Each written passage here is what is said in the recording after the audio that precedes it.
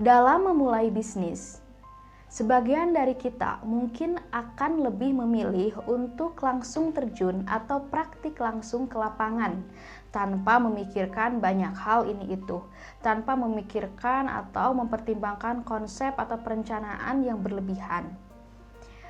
Yang penting jalan dulu aja. Gimana nanti ya udah, nanti aja. Yang penting jalan dulu. Daripada puyeng-puyeng mikirin konsepnya, terus mikirin strategi ini itu, dan bikin bisnis gak jalan-jalan, gak mulai-mulai, ya buat apa? Ya udah, yang penting kita jalan dulu, running dulu. Gimana nanti ya kita serahin ke konsumen suka atau enggaknya sama bisnis kita. Bener gak? Pasti ada kan yang berpikir seperti itu. Ada juga orang-orang yang lebih memilih untuk membuat konsep atau perencanaan yang matang terlebih dahulu. Dalam artian dia akan mengumpulkan berbagai strategi, mengumpulkan berbagai input untuk menyusun perencanaan-perencanaannya. Baru setelah benar-benar matang dia memiliki keberanian untuk memulai bisnis. Dia ingin lebih mengantisipasi resiko-resiko yang mungkin terjadi di bisnisnya. Jadi dia udah memiliki plan A sampai plan Z untuk bisnisnya tersebut. Nah, mana yang lebih tepat dari kedua pola pikir yang berbeda tersebut? Nah, kita akan bahas itu secara lebih dalam. Tetap tonton video ini sampai selesai ya. Nah, kedua pola pikir tersebut bisa sama-sama berhasil dan bisa juga enggak ya. Jadi ada banyak orang-orang bisnis di sekitar saya dan mereka memulai bisnis dengan kedua cara yang berbeda tersebut. Ada yang praktik langsung, ada yang membuat konsep dulu, strategi dulu baru mulai, dan mereka ada yang berhasil, ada juga yang enggak. Jadi enggak menutup kemungkinan orang yang langsung terjun ke dunia bisnis tanpa perencanaan yang matang dia langsung gagal, enggak juga. Ada yang berhasil dan tidak selalu juga orang yang memiliki konsep matang, perencanaan matang dia selalu berhasil, ada juga yang gagal. Saya ambil contoh teman saya waktu di kampus dulu ya. Kebetulan kita satu fakultas dan juga satu jurusan yaitu entrepreneurship, dan dia memulai usahanya selalu berdasarkan konsep atau perencanaan yang matang. Dalam artian ketika dia mendapatkan input di kelas selama perkuliahan, mulai dari produksi, kemudian marketing, dan juga manajemen resiko, dia aplikasikan ke bisnisnya. Jadi konsep dan perencanaannya betul-betul matang.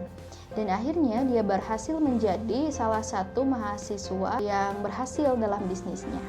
Kemudian ada juga teman saya dari fakultas atau jurusan lain, dia jurusan Dirgantara. Saat itu dia mencari sana-sini penghasilan tambahan untuk menunjang perkuliahannya, dan kemudian dia mendapatkan sebuah peluang penawaran dari seorang yang suka buka bisnis food court di mall-mall. Nah, akhirnya dia bekerja sama dengan orang tersebut dan dia memulai bisnisnya begitu saja, tanpa konsep yang matang terlebih dahulu. Jadi ketika dia itu datang ke saya pikir belum mulai bisnisnya, ternyata udah running, dan alhamdulillah sampai sekarang bisnisnya masih lanjut. Jadi dia jalani aja dulu kayak gitu.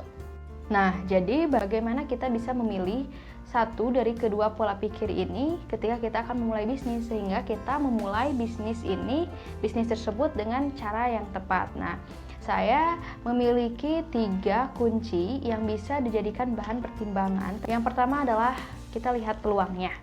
Yang kedua, kita lihat skala bisnisnya. Dan yang ketiga, kita lihat turnover atau perputaran uangnya.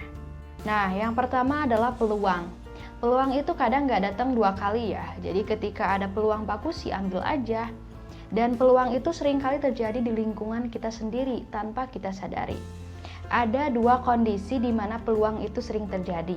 Yang pertama adalah ketika kita berada di lingkungan yang memiliki banyak massa atau memiliki banyak orang. Dan yang kedua adalah ketika kita tergabung dalam sebuah komunitas atau organisasi.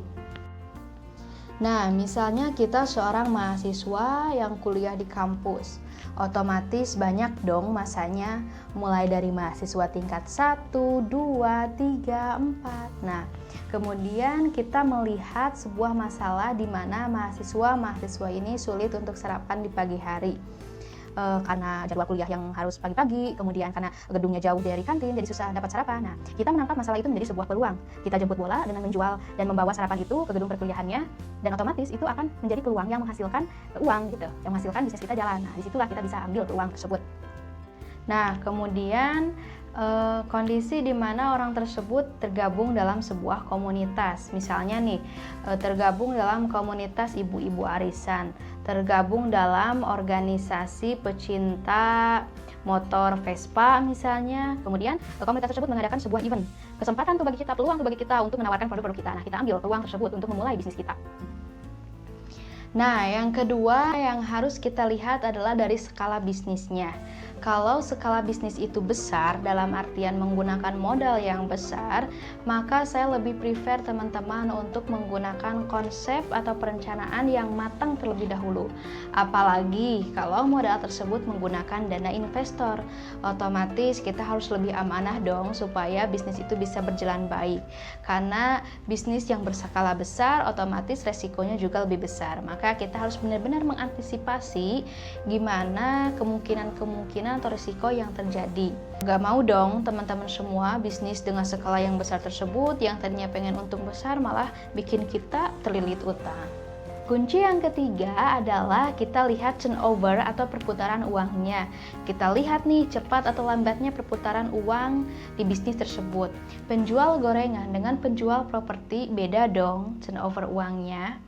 Walaupun harganya seribuan, tapi penjual gorengan ini lebih cepat mendapatkan uangnya. Ketika dia modal di pagi hari, sorenya dia bisa mengumpulkannya kembali.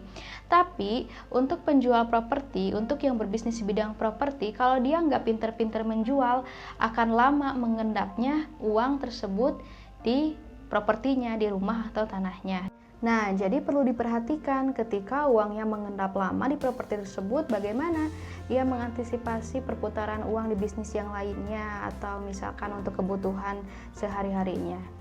Nah, itu dia 3 kunci yang bisa kita jadikan pertimbangan ketika kita akan mulai bisnis, mau terjun langsung atau praktik langsung, ataukah mau membuat konsep atau perencanaan terlebih dahulu. Semoga bermanfaat ya, dan saksikan video-video selanjutnya. Terima kasih.